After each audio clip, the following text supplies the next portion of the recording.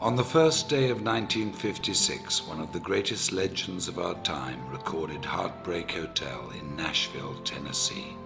His name was Elvis Presley, and this, his first hit, officially introduced him to the American national music consciousness. The song was inspired by a young man who died an untimely death and evoked the last words, "I walk a lonely street." It was a song that would serve as the definition of a generation of music unlike anything the world has ever seen since.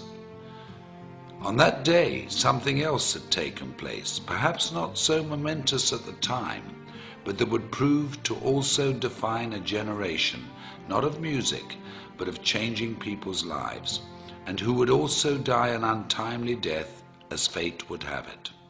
On January the 1st, 1956, in a gritty little neighborhood tucked away in South Los Angeles called La Mirada, Mark Hughes was born. His life was fairly unremarkable. Born to Joanne Hughes and raised by her and Stuart Hartman, whom she married, Mark was probably reared much like many of us. Mind your manners, be responsible, keep your elbows off the table, make good choices. He was skinny and good-looking, polite and friendly, and very protective of his two younger brothers. The quietest of the three boys, he'd inherited his mother's good looks and Stuart's focus and intensity. Like many families of the day, Joanne and Stuart moved the family to Camarillo to try to provide a better life for them, to build a future and keep the family safe. And like many other families of the day, their not-so-picture-perfect marriage fell apart and resulted in a divorce that would change the family forever. Mark's childhood was like many in the growing suburban community: school, day trips to the Channel Islands, bicycle rides and fishing outings. That all came to an end after the divorce, and Joanne began to chase her youth, trying fad diet after fad diet. It was a scary time for Mark, and when Joanne became sick in 1969, when Mark was just 13 years of age, the family returned to La Mirada. They lived with her parents, Mark's grandparents, Lawrence and Hazel Hughes, who took the family in and took care of them as only family could. But despite their best efforts, and with Mark's never-ending grief, Joanne died of complications from the deadly combination and steady use of weight loss and sleep aids. Mark was only 19 years of age. It was then he decided he would make a difference in the world, with his mother as his beacon, and the goal of preventing what had happened to her happened to anybody else. While fundraising for a California youth group, Mark had found his calling. He was charismatic, charming and persuasive. He'd even convinced then Governor Ronald Reagan to part with $500. And with the taste of success in his mouth, the goal of changing lives through better health as his objective, the idea of personal financial freedom, and the memory of his mother in his heart, Mark Hughes entered the world of direct selling and network marketing. In 1976, Mark began selling Slender Now diet products, quickly becoming one of their top 100 earners.